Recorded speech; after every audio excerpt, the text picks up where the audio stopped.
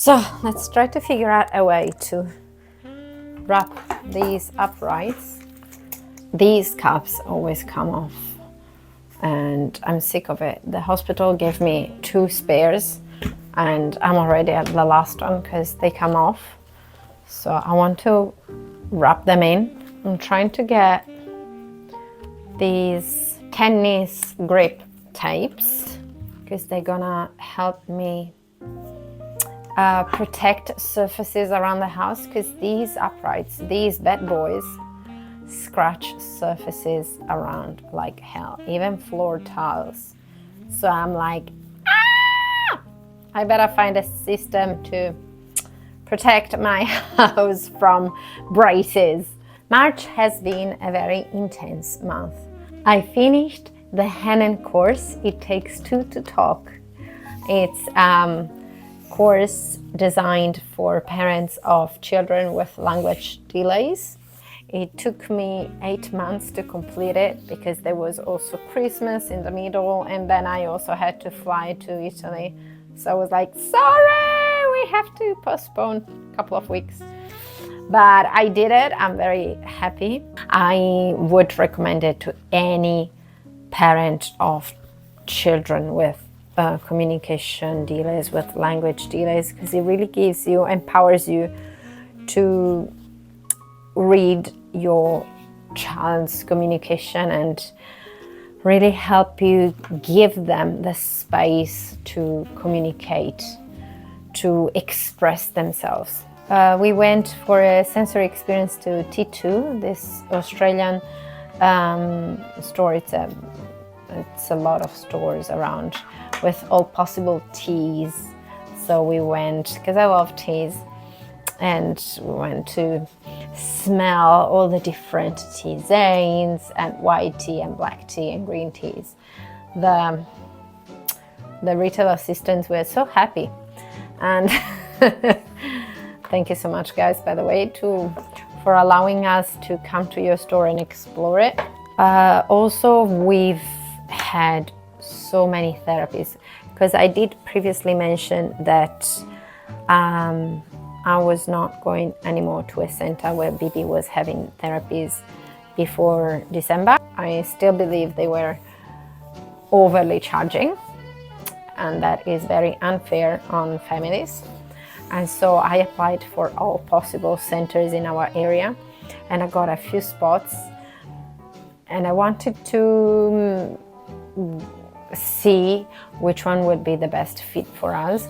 So between January and March, I've had to test them because they were not all at the same time, but basically we tried 2 different speeches and 3 different OTs, plus the playgroup for children with hearing impairments and physio. I was dying. It was very intense for Bibi and for me, but thankfully I started doing some selection. And the therapies is tricky because there's no necessarily right or wrong for the same criteria. Everyone has their own criteria. I personally, when I choose the therapies for Bibi, first of all, you guys have seen it before. I have shared the handbook for therapies that I created. I need the therapists to follow Beatrice's lead, to allow her to feel safe, to allow her to do the exercises at her own pace. If she's not giving you attention on that exercise, you gotta move on, you gotta do something else. So number 1 priority for me is Beatrice needs to be happy at therapy, needs to see value in what you're asking of her, and she just needs to be to see that we're giving her instructions and she can have also fun. Second criteria for me is that their method or vision aligns with what we as a family have learned so far. It doesn't make any sense that we have a speech therapist that does not align with the Hanen course, with the Hanen method. Because I just finished a course specific with the Hanen method. So if you want to do speech therapy with my child, you gotta follow the same method, because I'm not doing all that work for nothing, right? Third thing for me is explain what they're doing and give us exercises. So on one hand, it really seems that I'm testing them, but actually no. I also want the therapists to tell us what we have to do at home, because I commit.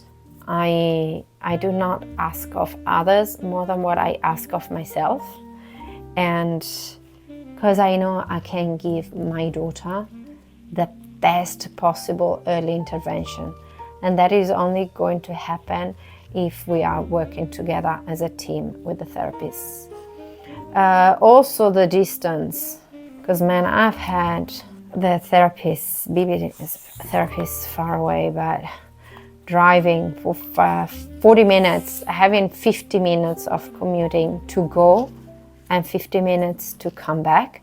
We've done it in these 3 months, thank you, but not for us. I'm sorry, not for me, because we have so many days out. And reasonable charging, because if I see things that I'm not liking, I'm just gonna leave you without thinking it twice. I'm sorry, but it doesn't mean that just because it's government money, it's not precious. And so I want to see a value in what people charge our NDIS plan. That's my personal opinion. The space and the equipment have to be also helpful. I have to be honest, I've seen amazing therapists in locations that were like, and I've seen very therapists at amazing locations, and I will always prefer the skills and the knowledge of the therapist over a nice recently renovated place. As long as the equipment is safe and it's purposeful and does give Beatrice results, I couldn't care less about the fanciness of the space. And finally, I am just in love with my daughter. I don't know how many times I've already said it. I never get sick of it.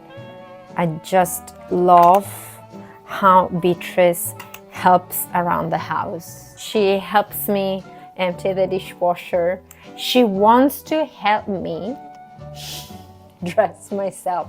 She wants to help me put on my clothes. She's like, you help me, now let me help you. She's so sweet. And she also started drawing, because previously she would just put whatever crayon or marker or whatever, pencil or whatever in her mouth. But no, now she knows how to actually draw on a surface. So walls, get ready. She still puts a lot of things in her mouth, so we're not giving her crayons just yet, just those fake whiteboards, you know, the ones that have the slider and you erase them and there's no mess. Those are my type of toys.